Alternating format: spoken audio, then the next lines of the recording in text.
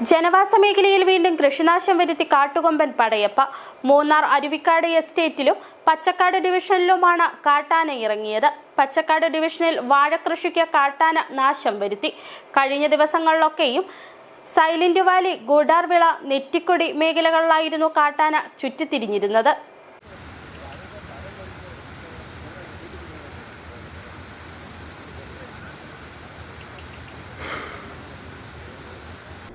മൂന്നാറിലെ തോട്ടമേഖലയിൽ കാട്ടുകൊമ്പൻ പടയപ്പയുടെ സാന്നിധ്യം തൊഴിലാളി കുടുംബങ്ങൾക്ക് വലിയ തലവേദനയാവുകയാണ്.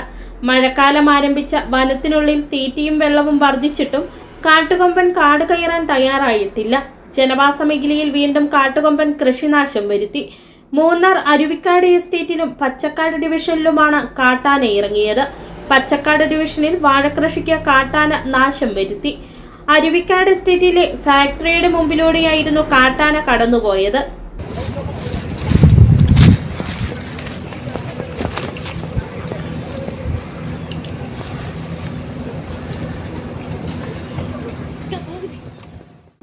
കഴിഞ്ഞ ദിവസങ്ങളിലൊക്കെയും സൈലന്റ് വാലി, ഗൂഡാർവിള, നെറ്റിക്കൊടി മേഖലകളിലായിരുന്നു കാട്ടാന ചുറ്റിത്തിരിഞ്ഞിരുന്നത്.